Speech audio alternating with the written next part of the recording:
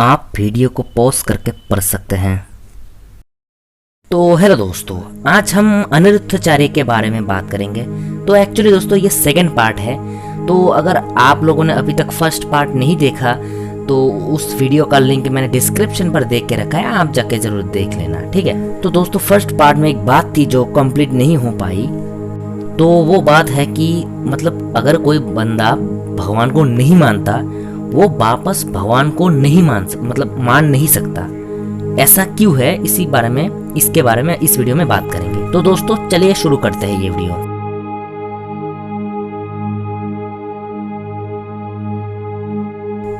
तो दोस्तों हम पहले सुनेंगे कि अनिरुद्धाचार्य क्या कहते हैं। मतलब अनिरुद्धाचार्य उनके एक वीडियो में कुछ तर्क रखते हैं, तो उन्हीं वीडियो के बारे में बात कर रहे हैं हम। तो हम पहले सुनेंगे कि वो क्या कहते हैं और उसके बाद हम उनके बातों के बारे में हम डिस्कस करेंगे कि वो क्या सही कहे या गलत कहे, इसके बारे में बात करेंगे। तो पहले सुन लीजिए। कई प्रश्नों का उत्तर साइंस के पास नहीं है। जैसे एक सवाल है जो सबको पता नहीं होगा, मैं आपको देता हूँ। जब आपसे कोई साइंस और शास्त्रों में डिस्कस करे तो आप ये वाला उनको बता देना। साइंस कहता है कि यदि वस्तु है तो बनाने वाला कोई है, ये वस्तु है तो बनाने वाला कोई है। तो आप हैं और हम हैं, तो हमें और आपको भी बनाने वाला कोई है। कौन है वो? उसी का नाम परमात्मा। साइंस उसे एनर्जी कहता है, पावर कहता है, हम उसे आत्मा परमात्मा कहते हैं, ईश्वर कहते हैं। तो ये पहला तर्क हमारा, जिससे साइंस बिल्कुल निशब्द हो जाता है। तो यहाँ पर ये बाबा कह रहे हैं कि कोई चीज है तो उसे बनाने वाला कोई है।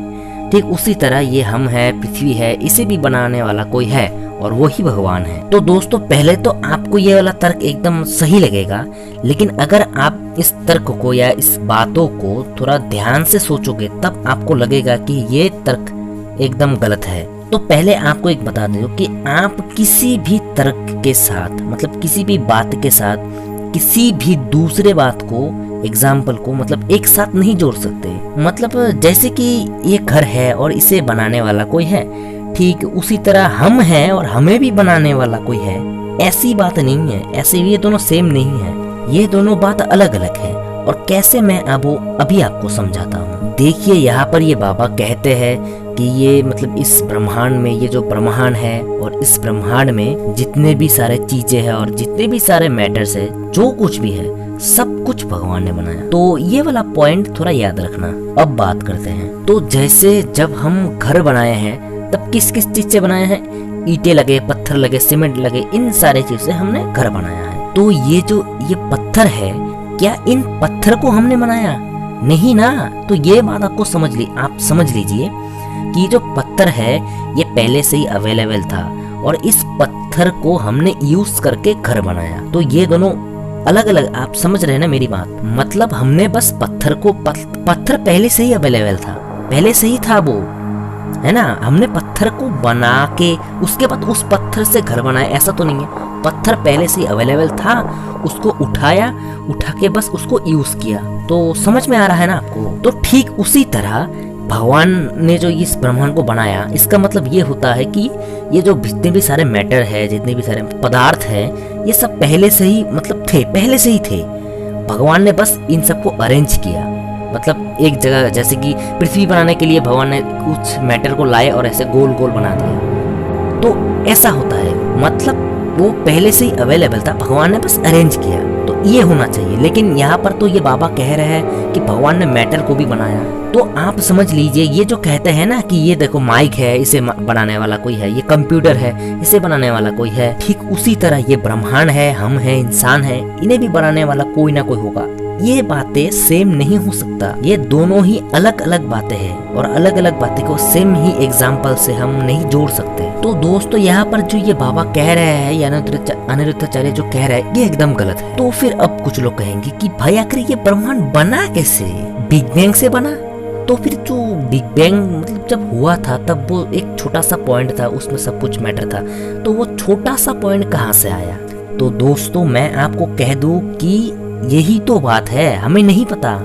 सिर्फ मुझे नहीं, इस साइंटिस्ट को अभी तक नहीं पता चला कि वो जो बिग बैंग के टाइम वो जो छोटा सा एक पॉइंट था या बिग बैंग से पहले ये सब क्या था, अभी तक नहीं पता चला। तो मैं यही कह रहा हूँ कि आप भी पता लगाने की कोशिश करिए, लेकिन आपको नहीं पता और आप फिर भगवान का झूठा बना बनाया स्टोरी सुनाएंगे तो ये भी तो ठीक नहीं है ना। तो यही तो मैं कह रहा हूँ कि आप भी कोशिश करिए। आप हम सब मिलकर एक साथ चलिए कोशिश करते कि देखते कि अगर ये ब्रह्मांड बना क्यों बना और कैसे बना, ये सब पता लगाने की कोशिश करते हैं।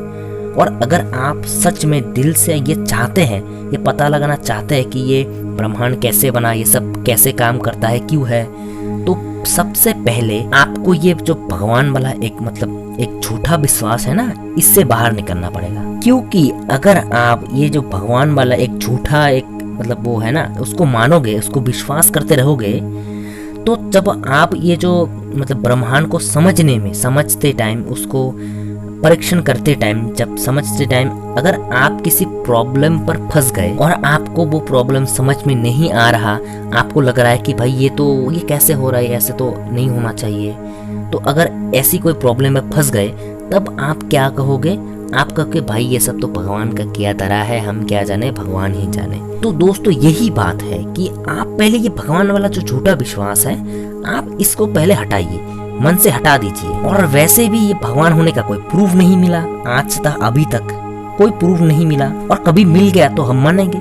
जी हाँ दोस्तों, अगर कभी मिल गया तो हम भी मानेंगे। तो दोस्तों मुझे लगता है कि अभी तक यहाँ तक आपको समझ में आ गया होगा। अगर नहीं आया तो वीडियो को रिपीट करके देखो। तो चलिए और सुनते हैं कि ये बाबा क्या कहते हैं। दूसरा, हमारा दिल धड़कता है तो शरीर एक्टिव है। मेडिकल साइंस में आ गए अब हम। मेडिकल साइंस कहता है शरीर में दिल है, दिल पंपिंग करता है, धड़कता है तो शरीर काम करता है। अब आज तक बड़े बड़े साइंटिस्टों को ये नहीं पता लगा कि दिल जो धड़कता है वो उसके पावर से तो शरीर चलता है, पर वो किसके पावर से पंपिंग कर रहा है, किसके पावर से धड़क रहा है? ईश्वर, वही है ईश्वर।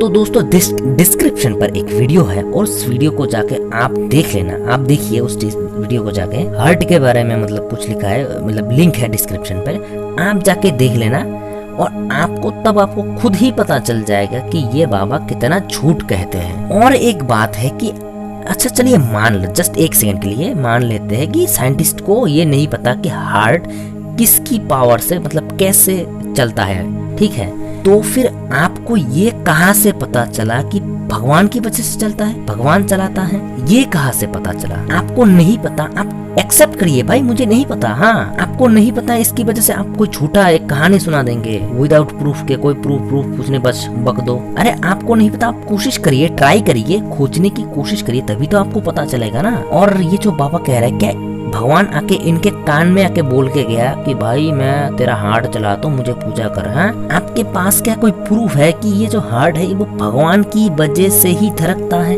तो दोस्तों आप इसी से इतने से ही बात से समझ गए हो कि भाई देखिए ये जैसे बाबा इतने अनलॉजिकल बातें करते हैं और लोग इन पर विश्वास भी कर लेते हैं। देखिए बाबा, इन जैसे बाबाओं की फैन फॉलोइंग बहुत सारे होते हैं और ये बाबा झूठ बोलते ही है, क्योंकि दुनिया में अंधविश्वासी जो लोग होते हैं ना, अंधविश्वासी, उसकी कमी नहीं है। बहुत सारे लोग, 90% से भी ज्यादा लोग दुनिया में अंधविश्वासी हैं। तो दोस्तों यहाँ तक तो आपको समझ में आ गया। तो दोस्तों चलिए अब बात करते हैं कि जो व्यक्ति भगवान को नहीं मानता वो वापस भगवान को मान ही नहीं सकता।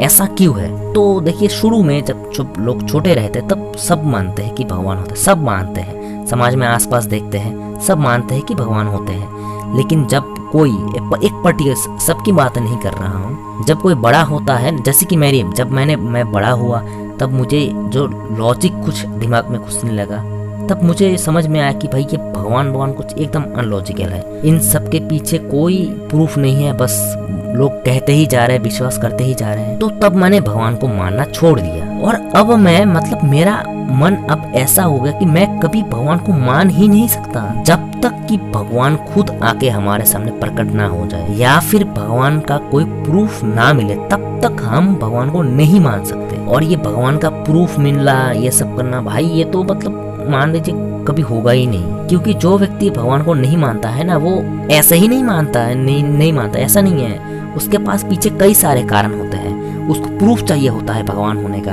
और भी कई सारे चीजें चाहिए होते हैं। और वो भगवान को तभी मानेगा जब वो सब ये सब प्रूफ मिल जाएंगे और भी जो चाहता है वो सब पूरा हो जाएगा। जो भी एविडेंस चाहते हैं वो पूरा हो जाएगा, तब जाके ये मानेंगे। और मुझे नहीं लगता कि होने वाला ऐसा कुछ होने वाला, मुझे नहीं लगता। इसलिए मैं कहता हूँ हर कोई नहीं, मैं कहता हूँ कि जो व्यक्ति एक बार भगवान को नहीं मानता है ना, तो वो वापस भगवान को मान नहीं सकता। तो दोस्तों आपको समझ में आ गया होगा मेरी बात। तो दोस्तों अब तक जो मतलब आपने यहाँ तक अगर वीडियो देखा है तो अब तक क्या समझ में आया और आपको क्या, आपके मन में क्या चल रहा है, आप कमेंट में जरूर बताइए। तो अगर आपको ये वीडियो अच्छा लगा तो वीडियो को लाइक कर देना, और ऐसे वीडियोस देखना पसंद है तो चैनल को सब्सक्राइब कर लीजिए अभी के अभी, पर आप भूल जाएंगे कर लीजिए अभी। तो आज के लिए बस इतना ही है, बाय।